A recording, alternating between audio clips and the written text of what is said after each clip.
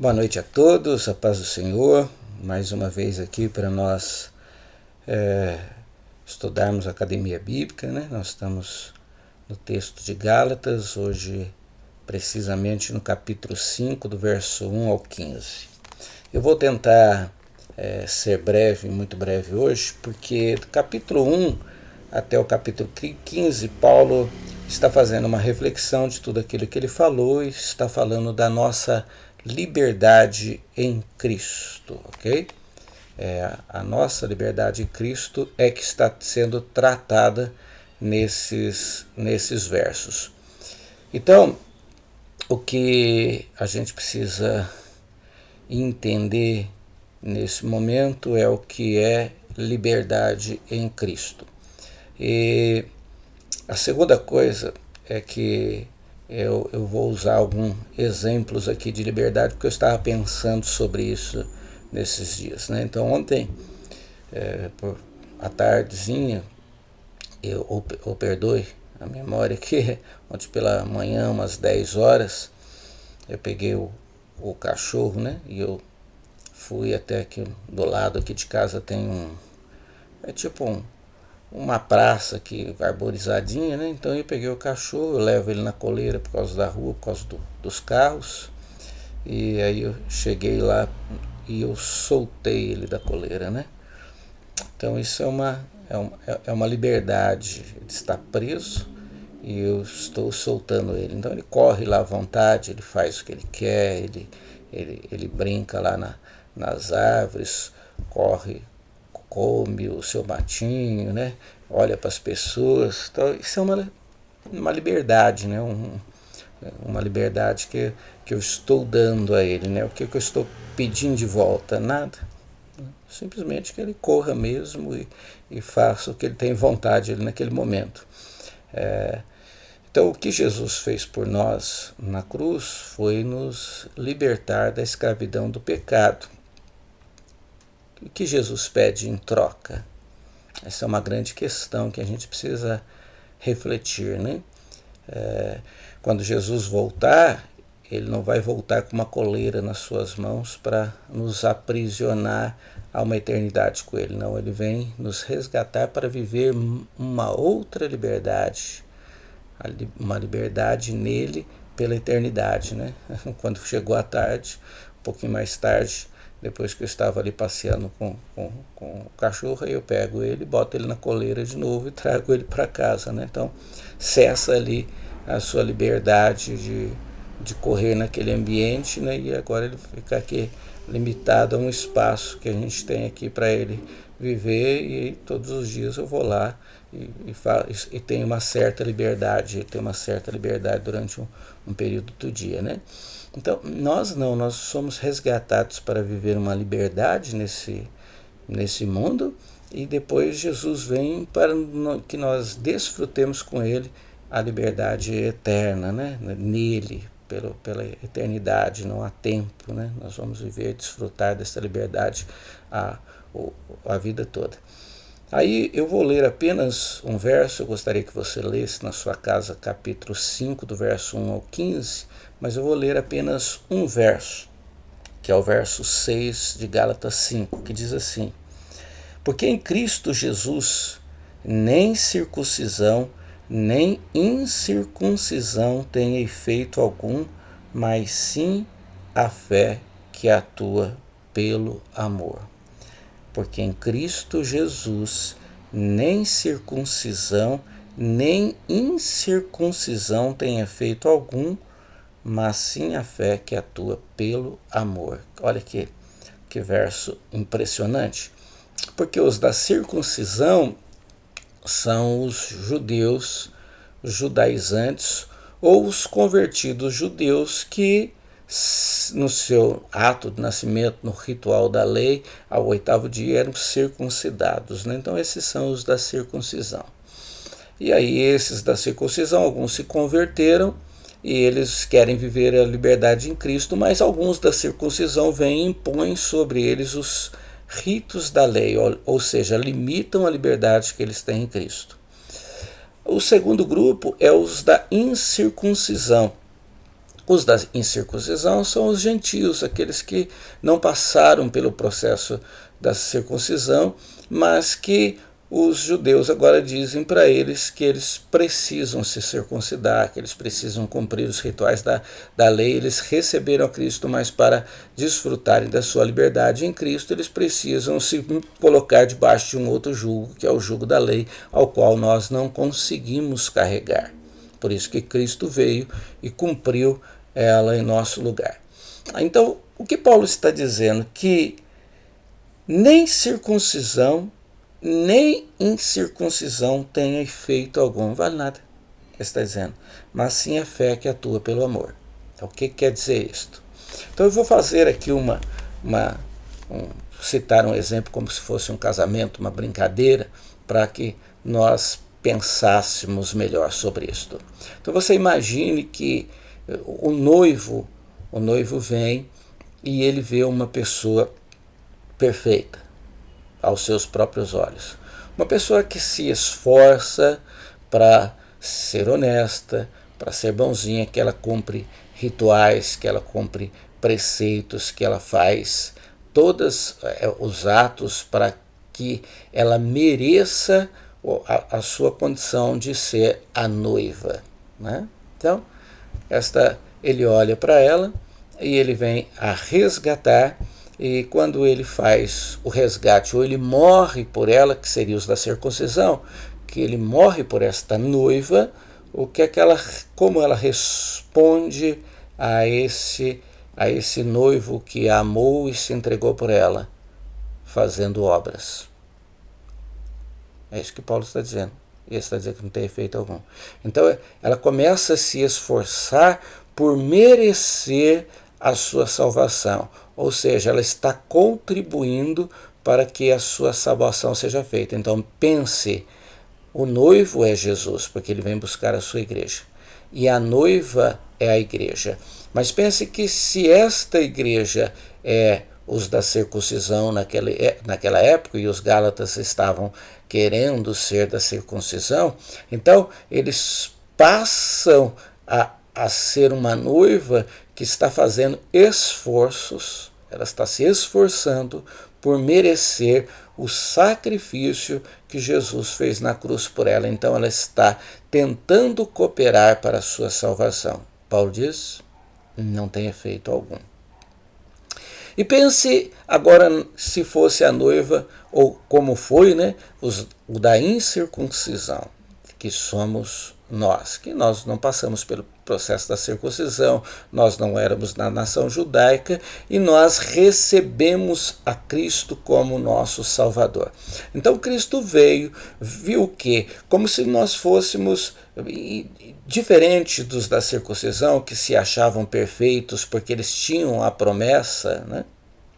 Eles eram herdeiros de uma promessa de Deus, eles eram a nação eleita, o Israel de Deus, eles tinham a promessa e por isso eles viviam os rituais da lei até a vinda de Cristo. Então eles se achavam os justos, os perfeitos, principalmente a ala dos fariseus. Agora, esta outra ala que pertence aos gentios, ou que somos nós, é como se fosse uma prostituta, como alguém no nível mais baixo da sua época, na sua sociedade, onde que Jesus olhou para eles e havia só pecados neles, e Jesus se sacrifica e morre pelos incircuncisos também. Mas e na igreja de Gálatas havia pessoas que eram os da incircuncisão também, que não eram judeus, ou que eram gregos, que eram cidadãos daquelas províncias, romanos, etc. E aí,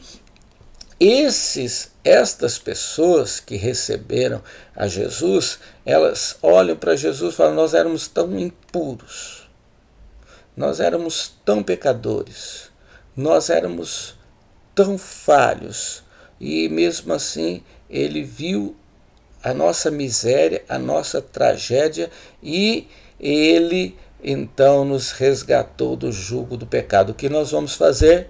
Vamos nos meter debaixo de um outro jugo, os da incircuncisão estão fazendo. Vamos nos colocar lá debaixo desse jugo para também merecermos a nossa salvação. E aí nós começamos a produzir coisas, fazer rituais, circuncidar os dias santos, guardar o sábado e etc.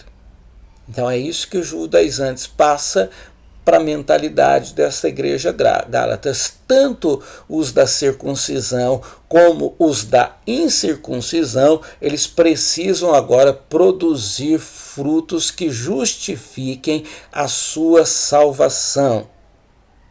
Ok? E aí Paulo diz, é nada. Nem o da circuncisão, nem o da incircuncisão tem efeito algum, porque em Cristo Jesus nem circuncisão, nem incircuncisão tem efeito algum. Mas aí ele diz o segredo. Porque na nossa cabeça, a gente fala, então o que eu faço agora? Paulo diz, mas sim a fé que atua pelo amor. Então a lei, ela continua operante. Ela tem o seu significado. Ela é que aponta os nossos delitos, né? Não é assim?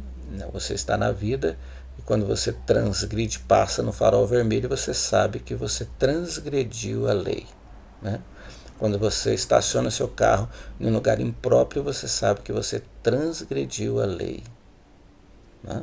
Quando você deixa de saldar uma dívida, você sabe que você transgrediu uma lei, né? E aí a justiça da lei, ela vem para fazer com que você pague pelo delito cometido, ok?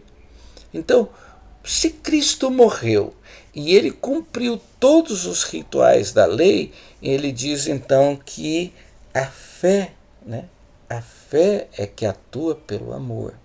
Como é que é isso? Então, assim, eu tenho que entender que eu faço coisas. Agora, tudo que eu vou fazer não é para ser salvo, porque eu já fui salvo. Eu já fui resgatado da escravidão do pecado.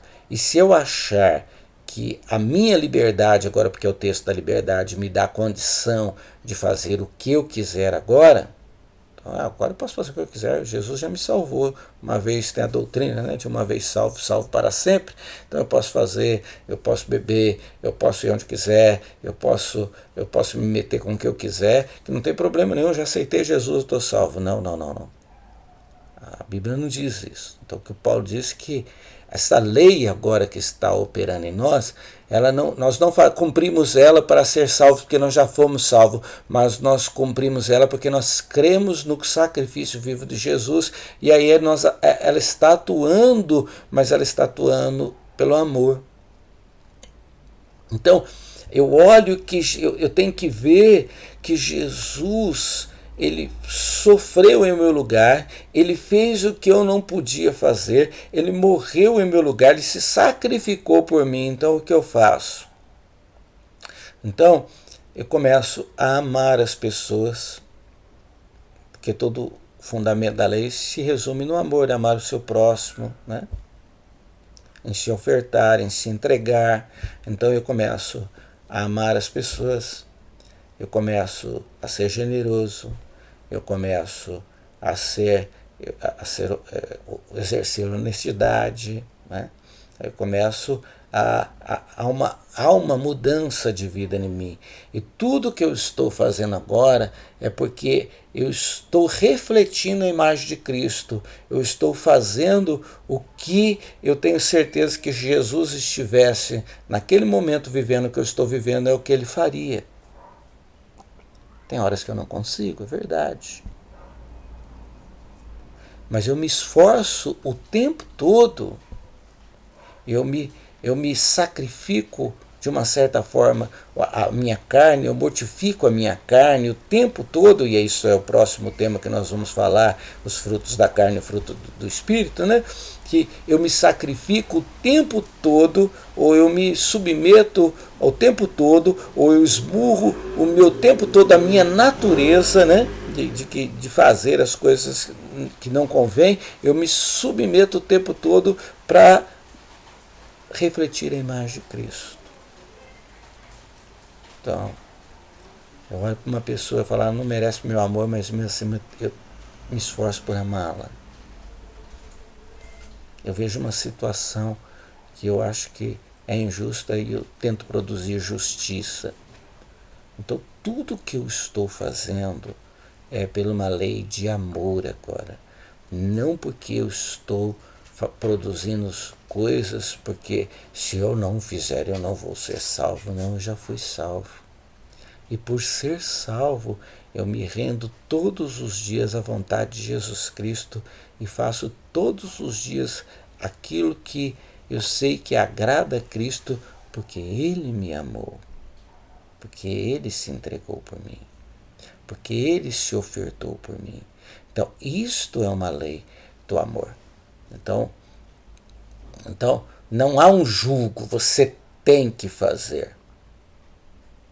Porque se você não fizer, você está perdido, você vai para o inferno. Não. Mas há um princípio, que é o amor. Eu não preciso fazer, mas eu vou fazer por causa daquele que me amou. Eu não tenho que ser assim, mas eu vou ser por causa daquele que me amou.